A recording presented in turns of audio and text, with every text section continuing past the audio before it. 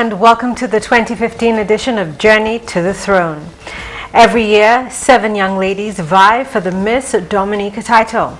And today I am joined by Miss Beyandra Blanchard. Beyandra, thank you for joining us. Thank you for having me, Pearl. It's a pleasure to be here. You're welcome. So you're from the, I don't want to say vibrant, but it is vibrant, community of Point Michelle. Tell me what that was like growing up in Point Michelle. Say vibrant because Point Michelle truly is vibrant. There's always something to do in Point Michelle, and the Point Michelle people are so full of life, which adds to the vibrancy of the community.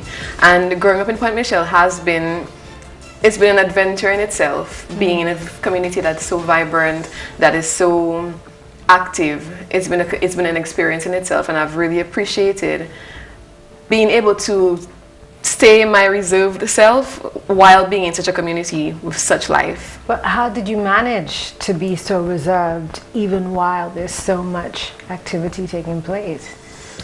I think I just started to appreciate the contrast.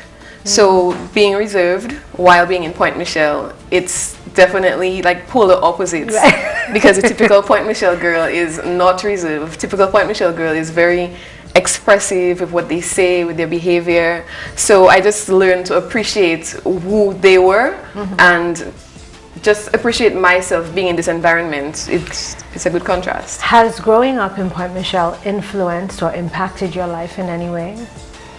Well, Point Michelle is well known for a certain caliber of people. For example, Dame Mary Eugenia Charles, the first and longest serving female prime minister, as well as Ophelia Marie, Our Lady of Song. So it's been sort of inspirational to me, knowing that they're from Point Michelle, and I too am from Point Michelle, and they have achieved such great things. It sort of gives me a boost, like I can do such great things too. And you can. Being from Point Michelle. And you can, and you can. So you work at the Healthy Wellness Center. Healthy Living. Healthy Living Wellness Center. And I wanted to know if you subscribe to healthy living as well, or is that just something that you do for a paycheck? Well, I always believe in embracing what you do professionally and making it part of your personal life as well. So I have developed more of an appreciation for healthy eating, especially seeing where I work, which is why I chose my platform in the first place, which we'll get to soon. But especially seeing the adverse effects of unhealthy eating, it has motivated me to eat as healthy as I possibly can. I do falter occasionally, but I strive to eat as healthy as possible. I think we're human, and human nature is to falter occasionally. Right. So even with me, I have healthy eating goals, and there are times when I am craving some chicken, although I shouldn't eat chicken, you know? So right. I get it. I really do get it. Your platform is the importance of a healthy diet. Why did you choose that as your platform? There has been a significant increase in the number of cases of chronic non-communicable diseases in Dominica. And when people say you are what you eat, that is really as literal as it can get. You are indeed what you eat. And at work, I've gotten to see the adverse effects of an unhealthy diet. I've seen the toll it takes, not just on an individual, but on the entire family. And the thing is that one of the main reasons for these diseases is an unhealthy diet, because people fail to realize that a healthy diet is the only thing that can change your health status and improve the quality of your life. So what would you say to somebody who is dealing with a chronic non-communicable disease? What would you say to them? How would they need to change their diet? What should they stop eating? What should they start eating? What would you say to them? Well, I would first of all say to them, there is no need to live with this disease. The simple change is your diet. Just eat healthy. We live in Dominica, we're the nature isle. We have an abundance of fresh fruits and vegetables, which is really what the body requires, the nutrients from fresh fruits and vegetables. That is what nutrients the body actually needs to thrive. So it's not easy, because we've grown so accustomed to processed foods that our bodies, it's hard to wean off of it. But it is a change that needs to be made. It is necessary. It is the only way. It is the only way to get your life back to where it needs to be. And what about for people who eat lots of meats and chicken? Is that something healthy to eat, or should people start decreasing the amounts of meat that they eat, red meat? It is not healthy. It may be tasty, but it's not healthy. This thing is, meat, what it does, it makes your body more acidic. And when your blood, I don't want to get too technical, but when your blood no, but you can get technical, is acidic, that creates the environment for diseases to thrive. Cancer, for example, it's an acidic body is what it needs to thrive. So fruits and vegetables make your body more alkaline. So staying away from red meats or meat on a whole, it's hard, I know, for most people, especially in Dominica, where everybody loves some meat. No. But it's necessary. And I'm happy that you went into the technicalities of it, because it's important. You may think that people don't understand, but they do, and they should hear it more often, especially with it being your platform. It's very important, because you could possibly change the way healthy living, people view it, the perspective of it in Dominica. You could actually change that. Well, you know, especially if you become Miss Dominica. So let me ask you, if you become Miss Dominica, how do you plan to affect change in your country and your community? My platform is one, I think, that appeals to everyone.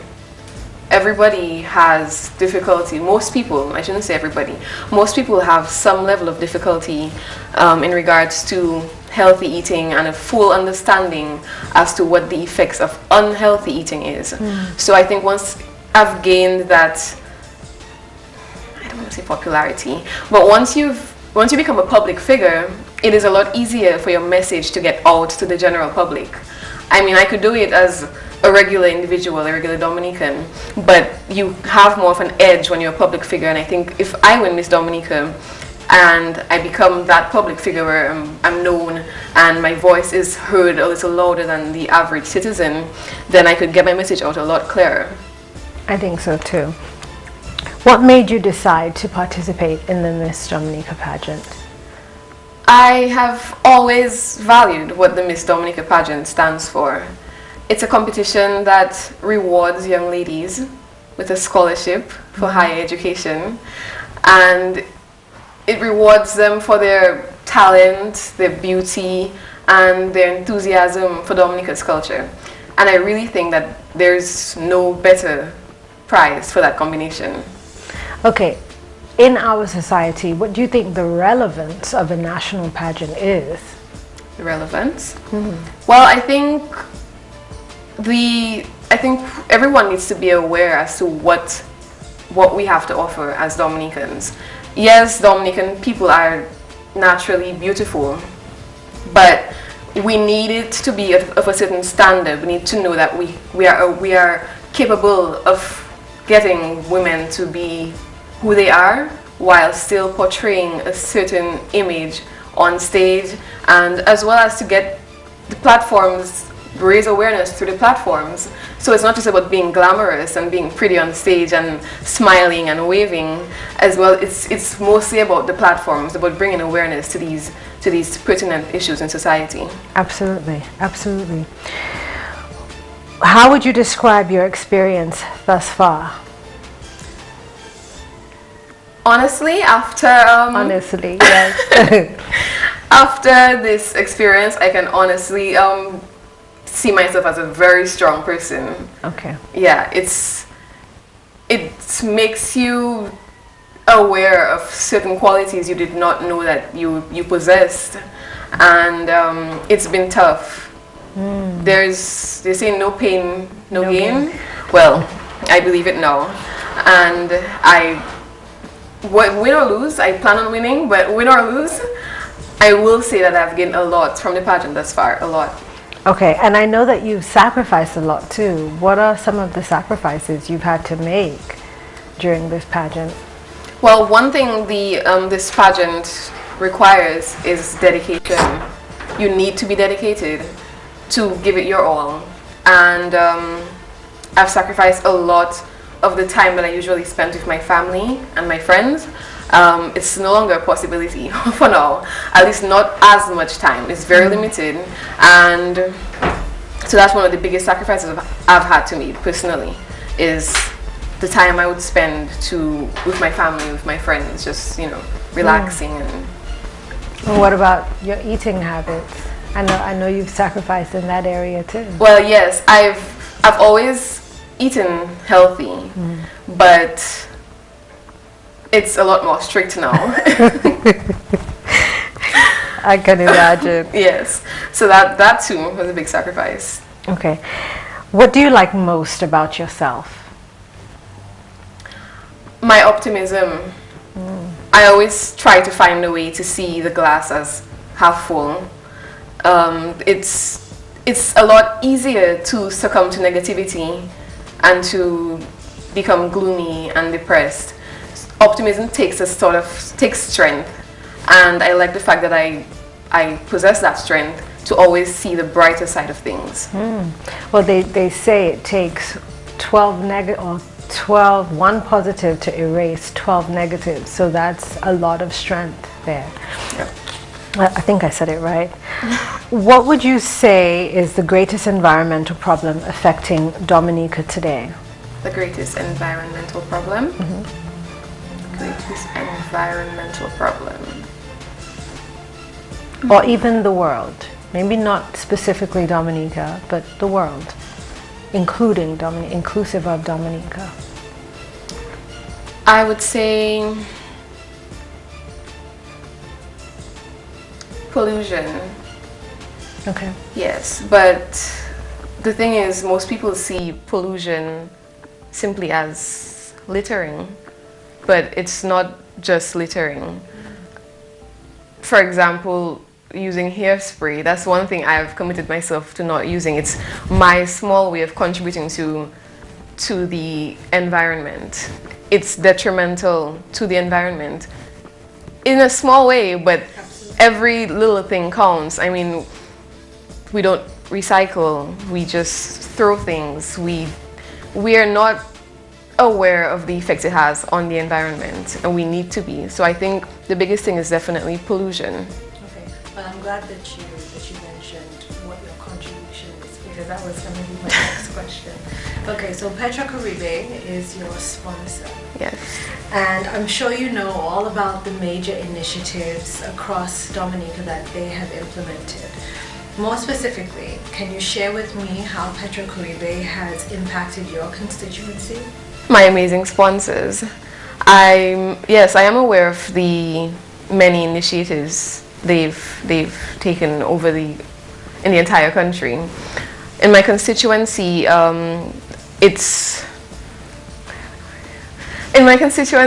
the Petrocaribe has touched on infrastructure, as well as the Yes We Care program. We have a few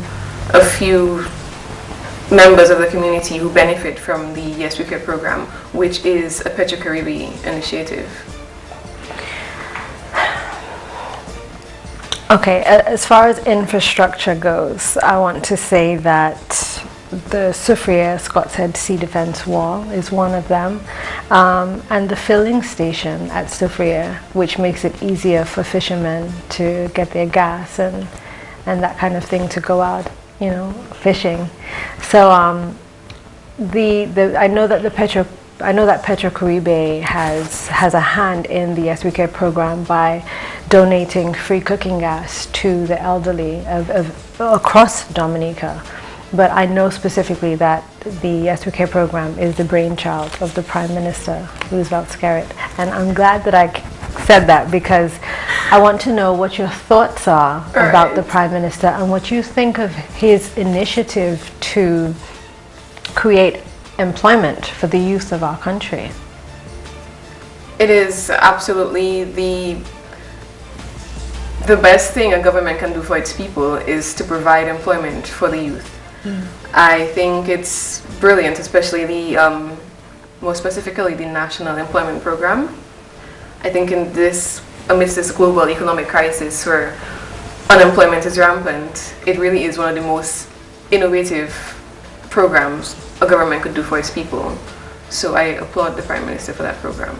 And how important would you say voting is to the youth of the country?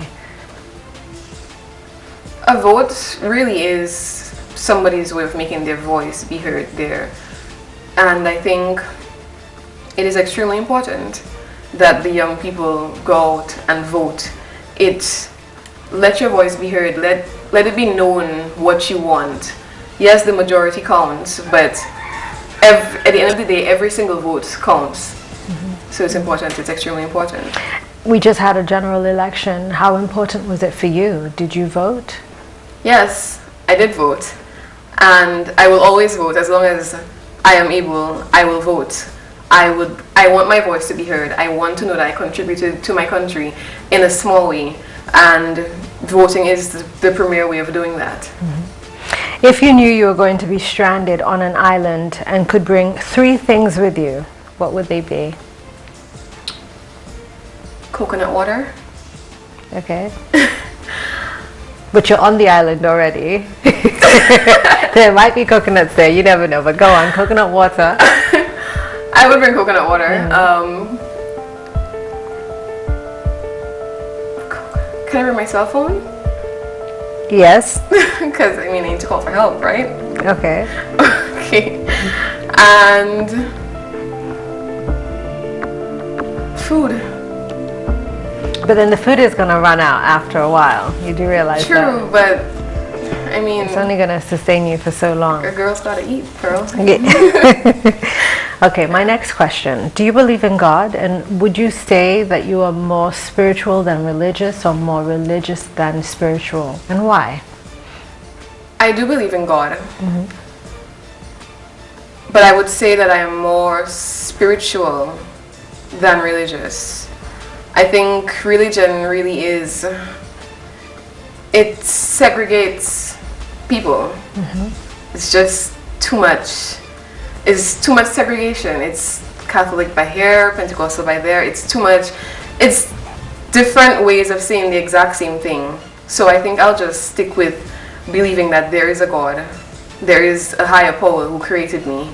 But I would rather just stray away from all the minute details that seem to become such a big deal where religion is concerned. Every contestant has a platform that's dear to them, something that they stand for, something that they believe in. And so, Beyandra, I want to give you an opportunity to speak to the Dominican public about your platform.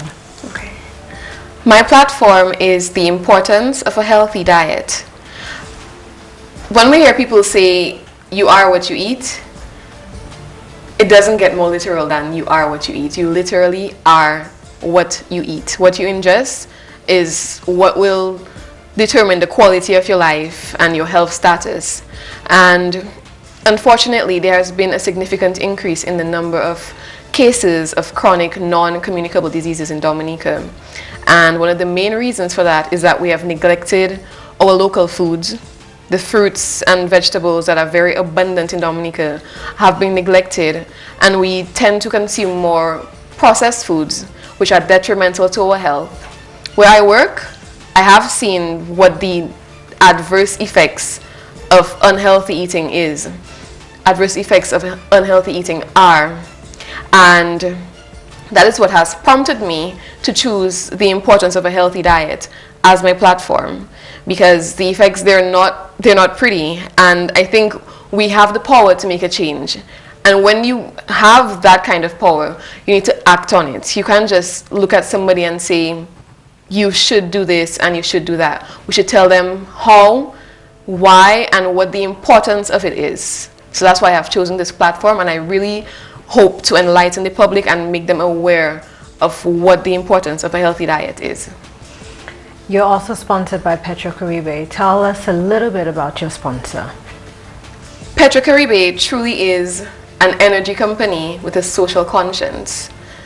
Petrocaribe is known for its many initiatives, like the Salibia Primary School, other initiatives like the filling station at Soufriere, the city fence walls, providing the elderly and centenarians with free cooking gas. And what the company strives to do is create a form of unity. It does that through sponsorship. So it's not just in Dominica, it's actually known throughout the region. That is their trademark, to be socially conscious, to commit to their social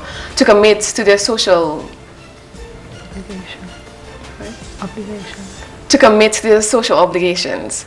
So I appreciate that about Petrocaribe, and I'm very grateful that they've decided to have that step of that they've decided to be so confident in me as to invest in me and my journey to the throne. That's it for this edition of Journey to the Throne. I'm Pearl Fontaine. See you next time.